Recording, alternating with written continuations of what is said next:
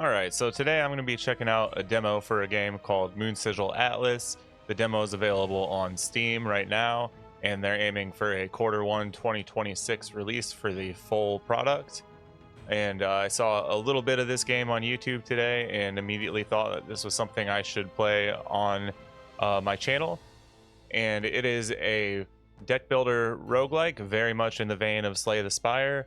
With the twist that instead of a mana resource, you are playing your cards into physical space. Think about the old puzzle game you might have played in school called Tangram, where you've got the different shaped pieces and you have to put them together to form, different shapes with them. It'll make sense once we start playing.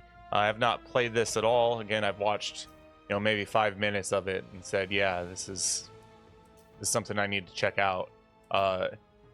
Again, is very much in the vein of Slay the Spire, and it's interesting that they're aiming for a Q1 release date, which is right alongside the Slay the Spire 2 early access.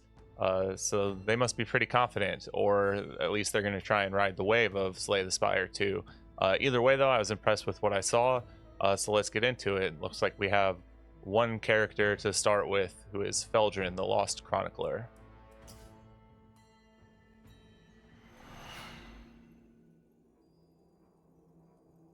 Alright, greetings, frail one. I am the Shackled. No longer dormant are the three astral titans, primordial beings with an uneasing hunger for life, stars, and any other glimmer of light in the endless void. Dispatch these traitors, return to me, and I will reward you generously. You may use my Atlas to navigate the stars. Right, open Atlas. Alright, so yes, this looks like, the map that we'll be playing along. Probably each one of these is an encounter, much like Slay the Spire.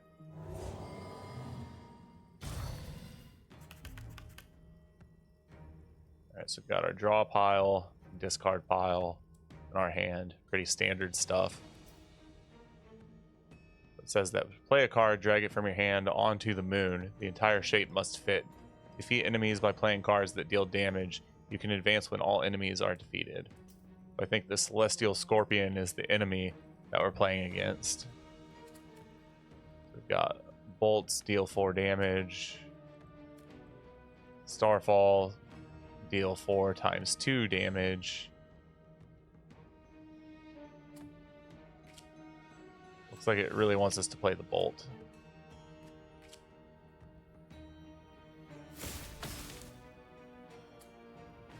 Do we just get to play cards until we're out, or what's the deal here? Yeah, I think that's how it goes.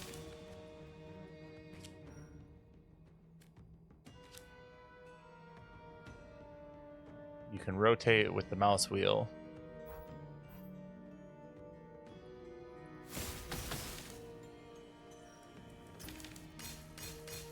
Okay, I don't know whether that was optimal or not, but we'll get the hang of it. Alright, to block damage, the enemy is attacking. Protect the moon by playing cards with shield runes. Runes only affect enemies in the same region. To block this enemy, the tile with the shield rune must be within the glowing region the enemy is attacking. Okay, so I think that he's attacking that area, and this applies 4 shield.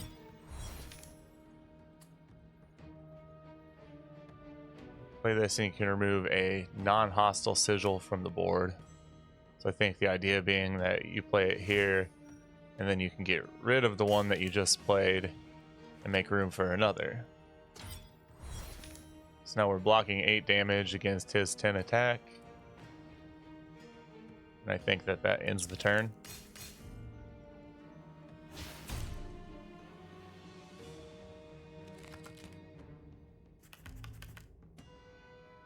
So right off the bat, this game has an extremely interesting hook in a space that's pretty well filled with clones.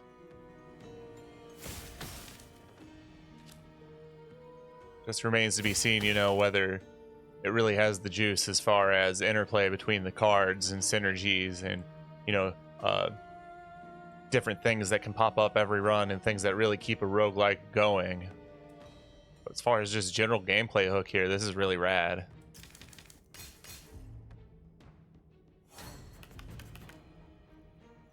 Alright, so now he's attacking at me with 8.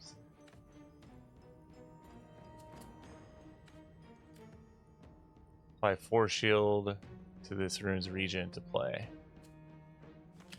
So if I put the ward down, then dissipate my ward, then I have played enough shield in this region to play my Starfall. Yes, that seems to be correct. And that should be lethal damage. Absolutely. Okay, now again, much like Slay the Spire, looks like after every encounter we're going to be adding a new card to our deck, or we can skip adding a card to our deck. So Echoing Blast at the turn start deals 7 damage to all enemies, and it persists for 2 turns after you play it. Charge, adjacent signals temporarily gain 5 focus, and focus multiplies. Okay, so that's a 5x damage multiplier on adjacent sigils. That seems really nice. Or add 3 copies of Gravel to your hand. They inherit this sigil's focus, if any.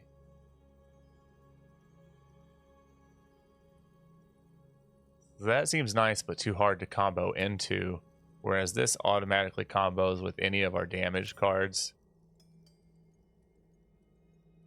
Usually in these deck building roguelikes, it's just good to get damage early so that you can scale along with the enemies at least a bit. So now we can choose to either remove a tile from one of our cards or enter combat. I suppose we'll check out what this is all about. Alright, Harvest the Light.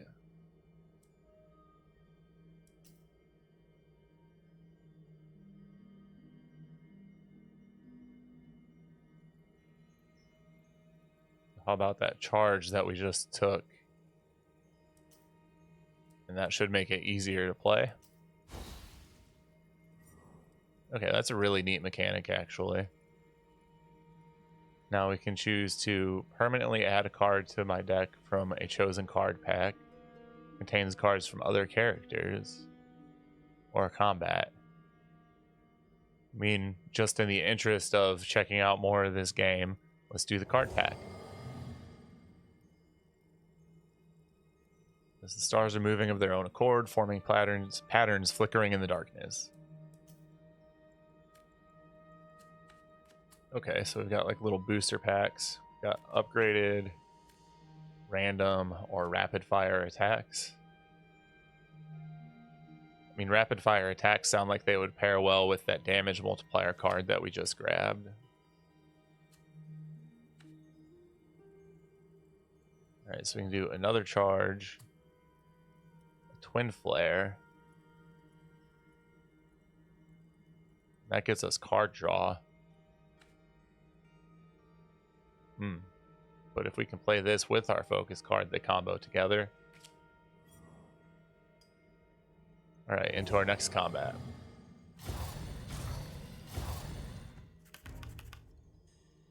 Multiple attacks. When an enemy attacks multiple times, your shield applies to each attack individually. For instance, if an enemy attacks you 3 times for 7 damage each, you can fully block the attack with 7 shield. That's good to know. And now we've got multiple enemies attacking from multiple directions. So I really like the element of physical space that they've brought into this deck building roguelike. It's almost like a deck builder with more tactical elements in it as well as just strategic. Alright, so we've got our bolts, our focus strike, starfall, ward. Looks like we're gonna take some damage this turn almost no matter what. Let's ward off all of his damage.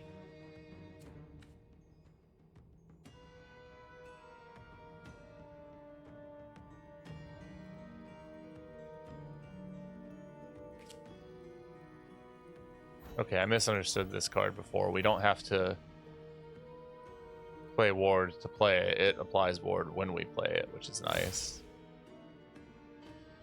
Alright, and we get to choose which enemy we attack with it. Guess we'll just start with lowest HP first, just kind of clear our way.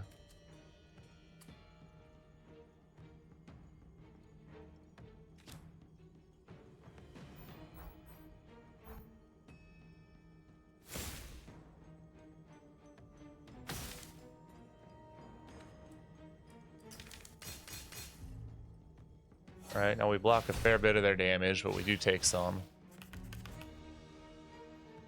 Now only he's coming at me with an attack. What do these mean, though? Okay, he's planning to buff himself. Alright, so here's our charge that powers up our other attacks. We play that there. And then our bolt next to it. That should multiply our damage. Does it multiply it by 5 or does it add 5? I suppose we'll find out. It adds 5 because we're up to 9 damage now. So we'll take that to him because we can get lethal to the other scorpion with this bolt. Now can we fit a ward over there? Or he's not attacking, so it doesn't particularly matter, I guess. So we can end our turn.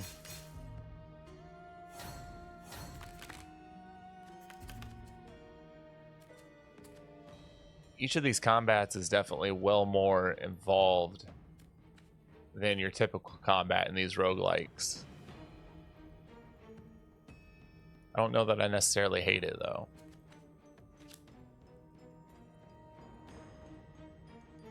Alright, so here the idea I think is going to be to ward there and then dissipate the ward so that we can ward again because he's throwing a lot of damage at us.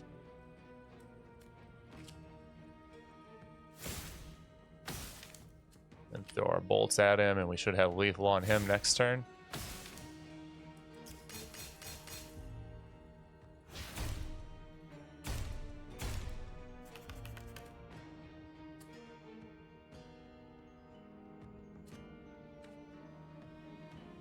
Alright, no one's attacking, so we can just focus on max damage. One of those is lethal to him. And then if we charge our other bolt in turn.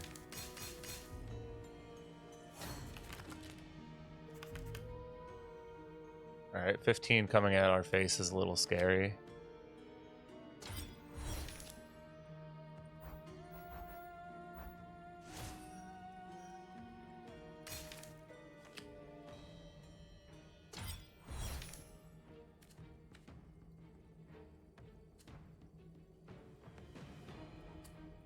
I think we probably should have played that over there instead, but I don't think that it particularly matters.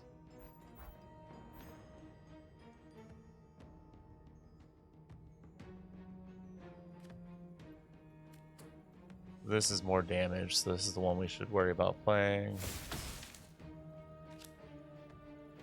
And look at that, we can fit them both. Wonder if the playing field is always going to be the same shape. Or maybe from act to act it'll be different, or the bosses might have different ones. I'll just play the game and see. There's just some ideas that pop into my head as far as how I would iterate on this. Alright, so we charge our bolt. Another bolt. This is a misplay, because I should have at least blocked 4 of that damage. I thought we had lethal damage, to be completely honest.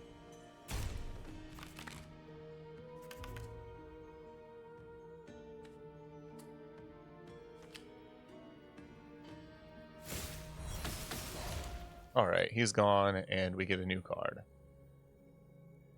For Lim's Verse, activate the turn start effects of all non-hostile sigils in play. I don't think we have any turn start effects. Echoing Blast persists and deals 7 damage to all enemies at the start. This deals 8 damage and draws a card. Card advantage is always good in every card game I've ever played in my life, so we'll go with that one. We're down to 19 health already, so might have to give this a couple of runs.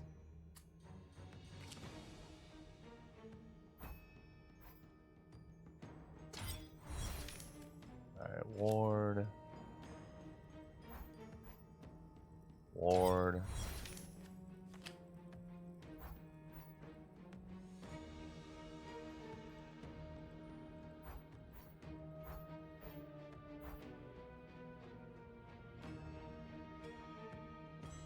See, we probably could have played this better.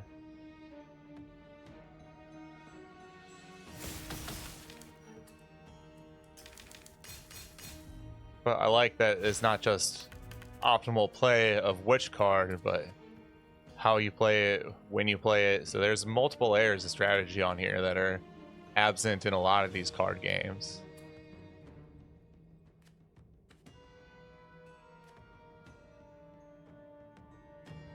Alright, so he's going to place a hostile sigil on our board, buff himself, and deal 11 damage to us. So obviously, first and foremost, we need to think hard about blocking some of that damage. I suppose that's probably the most optimal way to conserve space.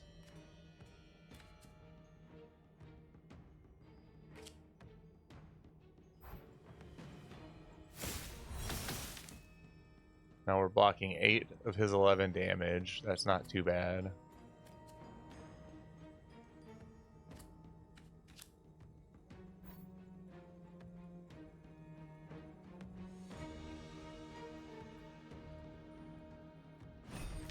I think that a charged bolt is the best that we can do, because I don't think that we can fit a charged focus strike onto the board this turn.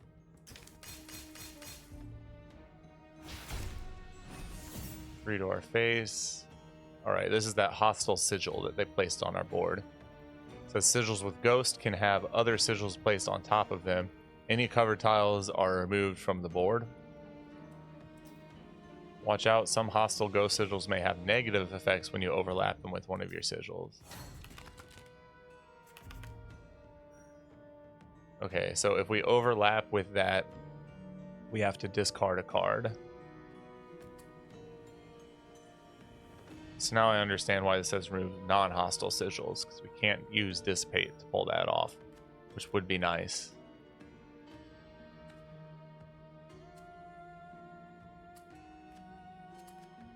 It's just damage to the face is all we really have available to us right now.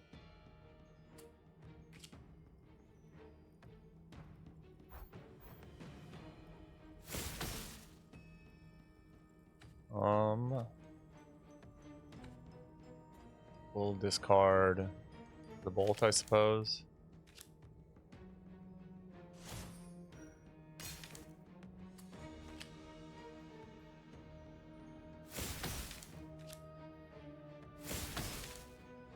And that persists forever, I'm guessing, is what the infinity sign. Yeah, it says eternal. Alright, we're down to 6 life. So I think we kind of need to find a way to kill him this turn. Or block 14 damage. Which doesn't look like we can do either, so... This might be as far as run number 1 goes, but we'll give it another shot for sure. Yeah, 6 coming into the face. I have 6 health. That should kill us. I mean, yeah, I know I have damaging cards I can play this turn, but it's not lethal damage, and it is lethal to us.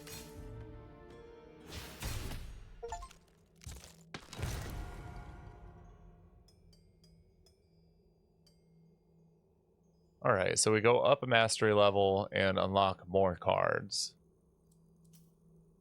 Works just like Slay the Spire in that regard. And we have the second playable character unlocked.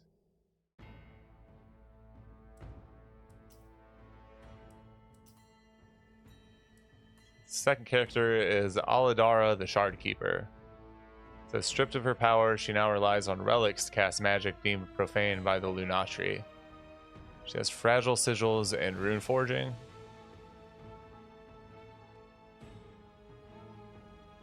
Expands to cover adjacent tiles. Exhaust after you play. Okay, we'll see what she's all about.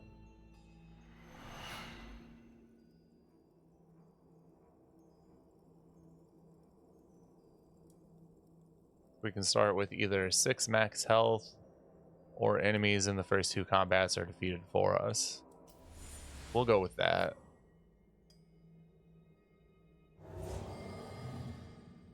Click on the first combat and the enemies are automatically slain, and now we get to add a card. Deal 4 damage to enemies in this region and exhaust. But what is a rune effect? Okay, that's just normal play. Grim Chorus deals 9 damage, and we draw a card for each rune on this sigil. And that sounds really good. Or infuse a card in our hand with Ghost. Ghost says other sigils can be played over this one. Then discard it. Play infuse a card in your hand with Ghost, then discard it. Okay, so you can't play it the same turn that you infuse it with Ghost, but I'm guessing that when it comes back around, it's still going to have Ghost, or that there could be cards to play it from the graveyard. But I'm just going to go with Grim Chorus. Now we have add a shield rune to one of our cards, remove a tile from one of our cards, or an enemy. We'll remove a tile, so that feels really powerful to me.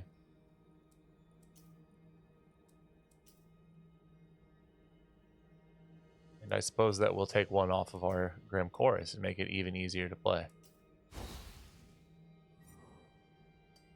Alright, so this should be our second free combat. Apply 4 shield to this rune's region on play. Exhaust. Deal 4 damage to enemies in this region. Exhaust. Or deal 4 damage to enemies in this region. And adjacent sigils temporarily gain Runestorm. Runestorm, this sigil's rune effects are applied to all enemies regardless of position. I think that seems like the clear winner. And now our first real combat of the run.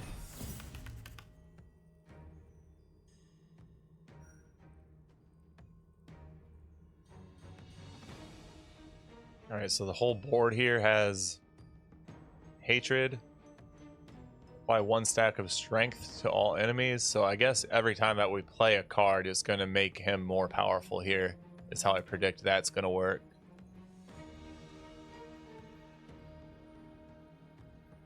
Aha.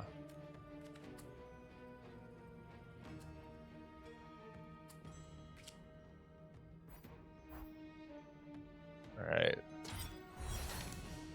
Yeah, see, he went up to 4 damage.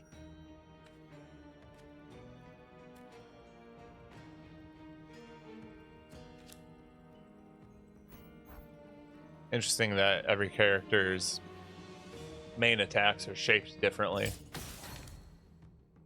You know, we had big triangles for the first character. This person has, you know, more long shapes for their wards and their bolts. Suppose just play it safe, block all of our damage into the turn.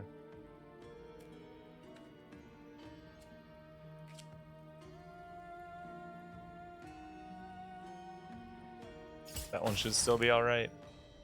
Yeah.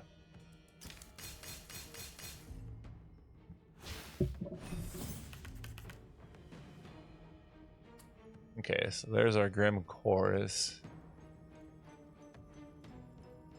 I'm not sure what it means about each rune on this sigil, but that'll probably become apparent to us later. On spread, deals 7 damage to all enemies. Expands to cover adjacent tiles. So we want to play that around others, I guess, is the goal.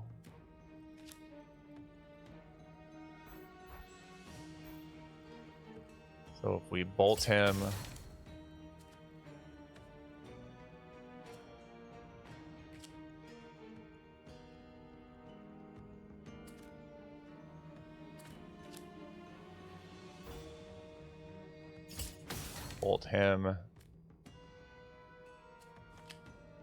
and play the shatter there where it touches those other two. Is that the idea?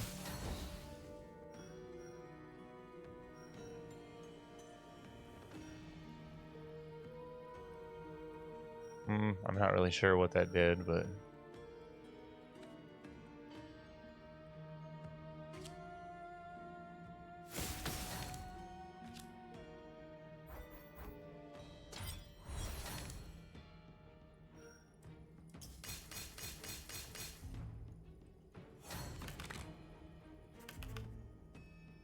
I'm sure that as they move towards the full release, they might make some of these tooltips a little bit clearer too.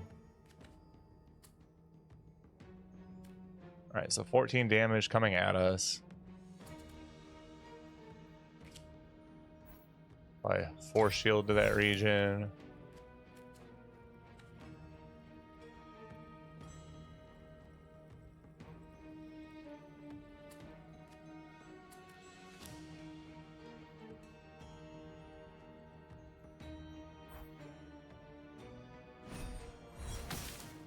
All right. Should be able to squeeze a... Nope, doesn't quite fit. Misjudged that. Does it just have to overlap in the region? Looks like it just has to poke into the region and we're all right. So I guess that means presumably you can like overlap things across multiple regions too, when it has a, you know, only affects one region effect or something along those lines.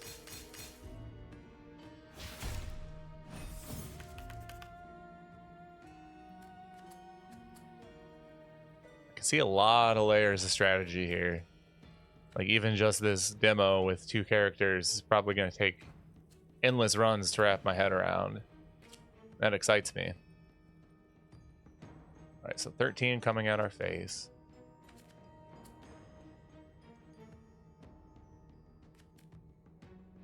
All right, this guy has a rune, so that should activate his effects, perhaps.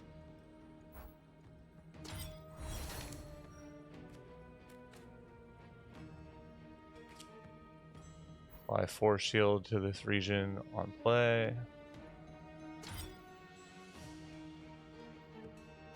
Then we can bring that guy back.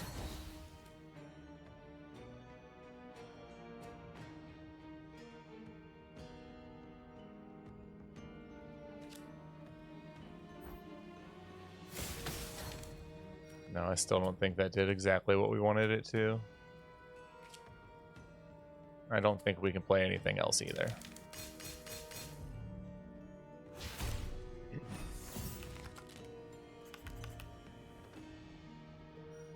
Alright, so this time he's just buffing, so we don't have to worry about our wards. We can just do the most damage possible. And we only need to deal 8 to him to finish him off, so should just be able to casually toss a couple of bolts on the board, and he's gone. Alright. Play, exhaust this card. When you exhaust a card, this sigil gains focus 1. When it's on the board, when a card leaves your exhaust pile, deal 5 damage to all enemies. So that guy's got a lot of things going on. I still don't understand. Spread this sigil. Unspread, infuse a card in your hand with fragile. Fragile, this sigil is removed from your board when your board becomes completely filled. Yeah, the mechanic's not at all clear to me. Or apply force shield and draw a card. Well, we'll just play around with that guy and see if we can't reveal some of these mechanics just through experimentation and gameplay.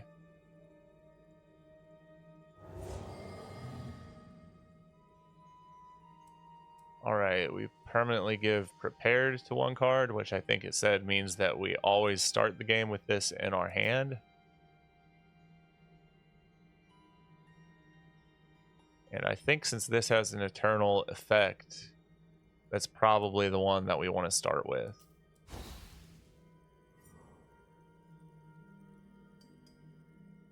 Now we have a forbidden artifact or a combat. I don't think we've gotten any artifacts yet. I wonder if this is going to be like relics in Slay the Spire. Says, our paths cross again, Frail One. Use this gift to destroy those who oppose us. Okay, this is kind of like relics from Slay the Spire. We have Toppled Bishop. Whenever you have no cards in hand, draw 3 cards. Twin Gems. On pickup, gain 2 Astral Gems and lose 10 max health. Not sure I know what Astral Gems are. Or a Helm of Rukos. At the start of each turn, infuse a random card in your hand with an attack rune. I think we'll go Toppled Bishop. Now this is an elite combat, so this should be a tougher enemy, but presumably with a better reward. This is Blueprint Sigils. You can use Blueprint Sigils to plan out your turn before you've placed anything. To place a Blueprint Sigil, use right-click instead of left-click. You can pick up a blueprint later with right-click, place it with the left-click, or dismiss all blueprints with escape. Okay, so we can kind of plan a little bit, so we don't have to just visualize how these cards stack together. Okay, on play, exhaust this card. On board, when you exhaust a card, this sigil gains focus. And on board, when a card leaves your exhaust pile,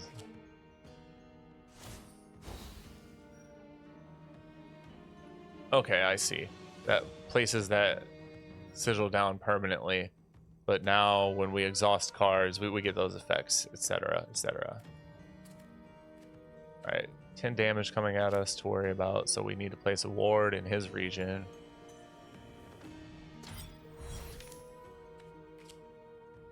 Now I suppose just bolts however we can fit them and aim them at the smaller guy.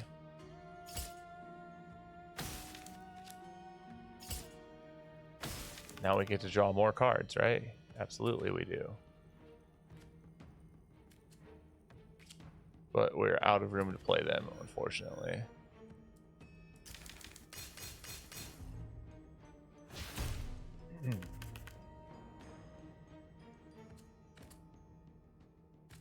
Alright, no one's attacking us this turn.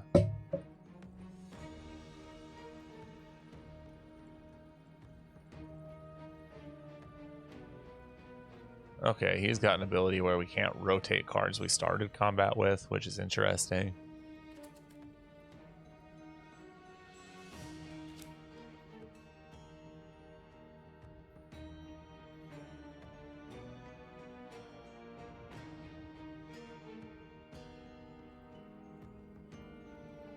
Still confused about how this guy's spread effect works.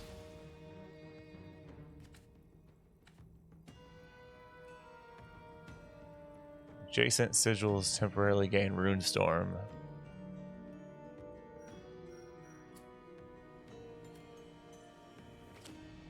Yeah, I'm not sure how some of that works.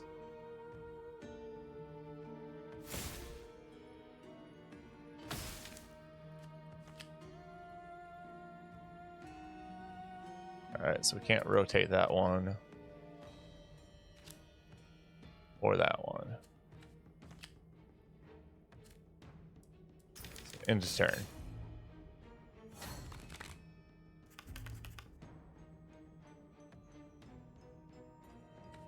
Alright, 13 damage coming at us from that guy's direction. It looks like we really can't rotate any cards until we finish off this guy over there. So yeah, I understand what makes him tricky now. So we really do just need to get rid of him. It's going to make us take some damage to the face this turn, but we'll be able to actually maneuver our cards again.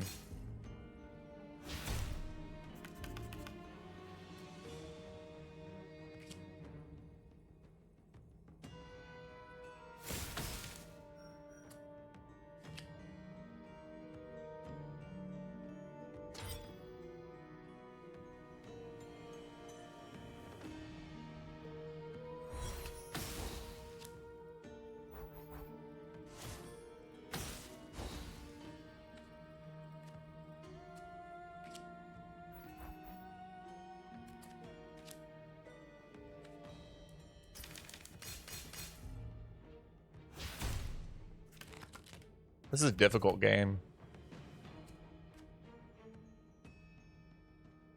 Alright, so just all out damage this turn.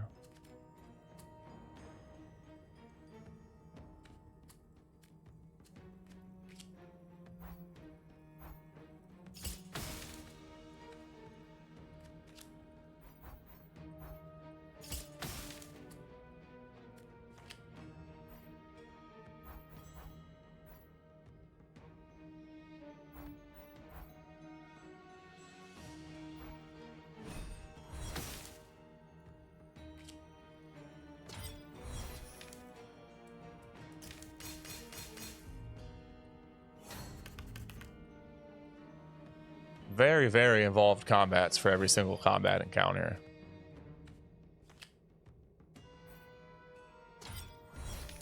Alright, so ward needs to be first priority here, because 16 damage coming to our face is a lot. 9 damage. 4 more damage. And now next turn we should have him. But we are down to 12 health. Presumably there's got to be a way to heal at some point though, right? Can't be expected to make it through this entire game off of 1 stack of health. Then again, maybe that comes in with the roguelike progression elements, who knows?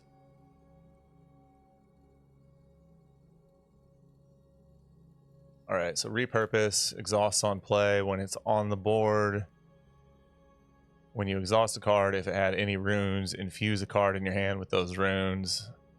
Okay, I understand how some of those mechanics work now, and they just need a handful of different cards to get that engine going. I think that this here is going to work really well with our deck. And we've recovered an astral gem. Used to forge powerful upgrades. Card removal or shield rune. I suppose we'll see what adding a shield rune to our card is all about.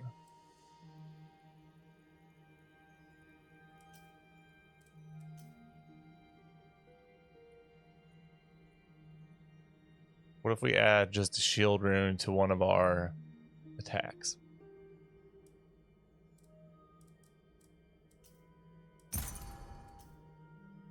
Oh, we can make it 2 runes. Oh, we choose where it goes.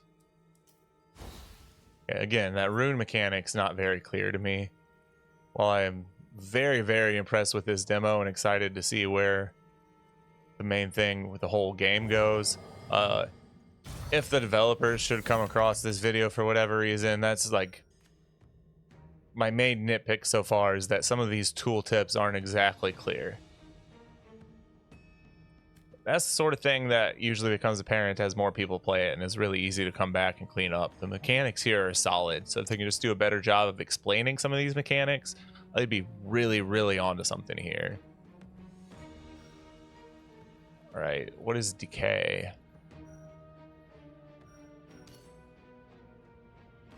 All damage dealt by this card is reduced by... Okay, so anything that overlaps that is going to have its damage reduced. So avoid that with our damage dealing cards, but go ahead and fill it in with our shield cards is how I would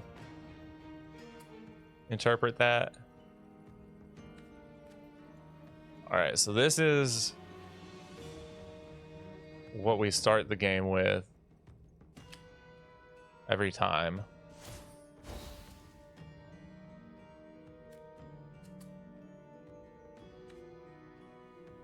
This is the new one, I think, that we got.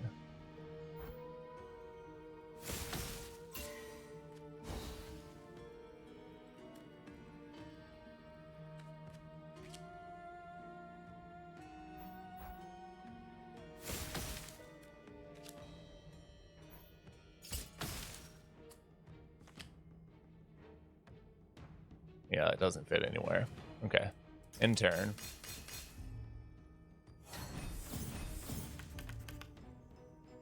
Alright, he's still not attacking us. Alright, he's planning to place hostile sigils on our board. This time, okay, they move each time. So now our decays are there, but they're only 2 instead of 5. And I think we can mostly play around them.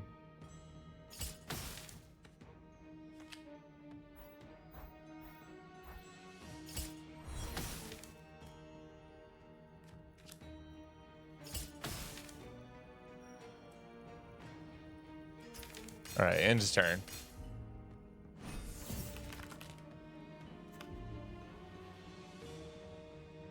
So now he's attacking us for 16, and we only have 12 health, so we need to block as much of that as possible. That covers up some of his sigils that he placed on the board.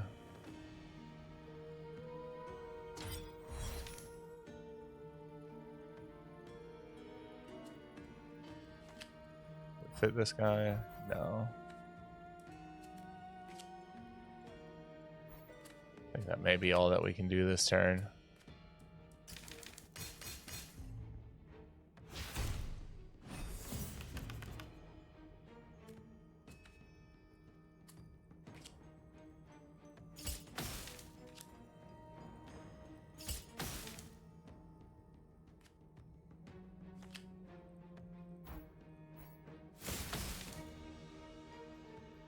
Might be able to sneak past this guy.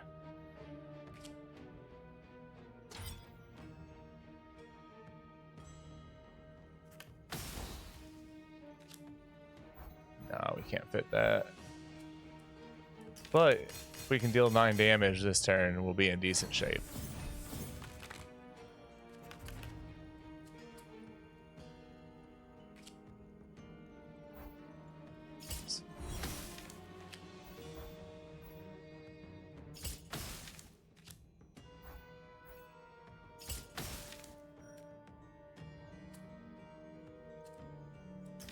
Alright, we should have him this turn since he's not attacking us.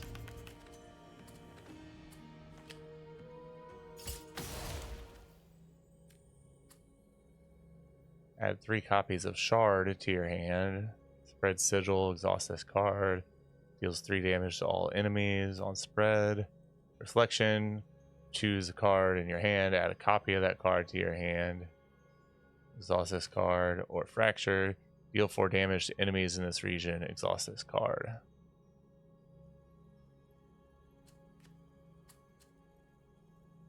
Let's check out Handful of Shards. Alright, so we can heal or card pack. Clearly heal, because it looks like we're heading into a boss to me. And now we're fighting the Astral Titan. The Mooncaller Titan.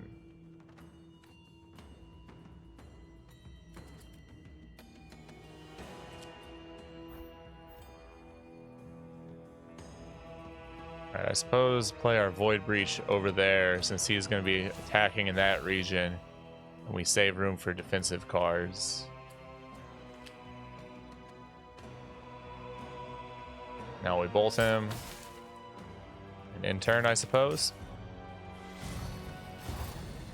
Okay, so he summons adds. Boss takes 25% less damage from direct attacks while they are around. There's 2 of them, so presumably he takes half damage right now. And they apply 1 stack of strength to the boss every turn.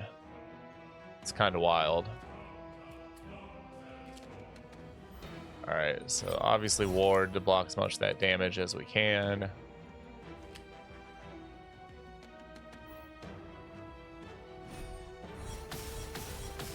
That damages everybody.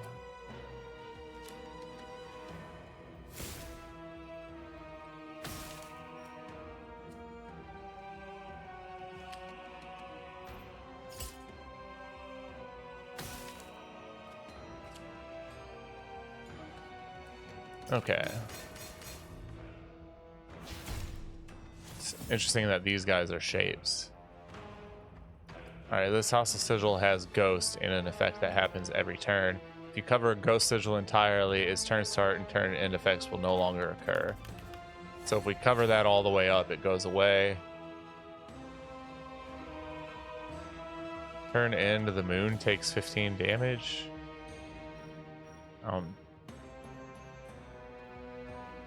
Not sure I understand that. Are these the moons? Wouldn't I want them to take damage? So if I leave space, they're gonna take damage? Is that what they're getting at? Again, it's not entirely clear, but I could also just be not picking up on something that should be obvious.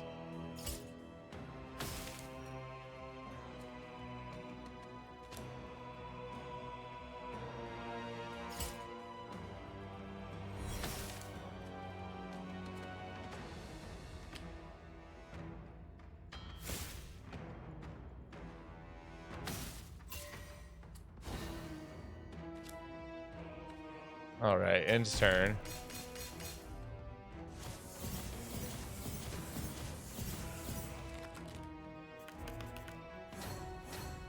I think those just do damage to me if I don't cover them up. Okay, yeah, the moon. The whole playing surface is the moon, and I'm protecting it. That's what my health is. I get the concept now.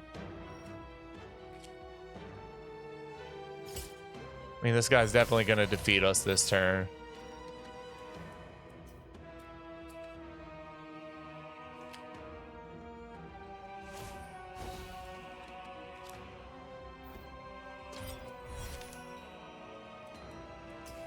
All right, yeah, we'll just take our hits.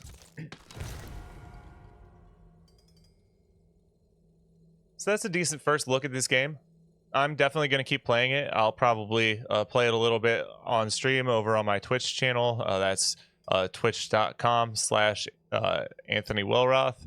I don't maintain a consistent schedule over there, but I do stream a lot. I stream games. I also stream a little bit of political commentary and news coverage from time to time. But this is a very cool game. I could definitely see, especially once it's tuned up and in its full release form, not necessarily competing with Slay the Spire for king of this genre, but being something that Slay the Spire players play alongside Slay the Spire too. Just change up the pace of things from time to time. Right now, it strikes me as being a little bit difficult and a little bit underexplained.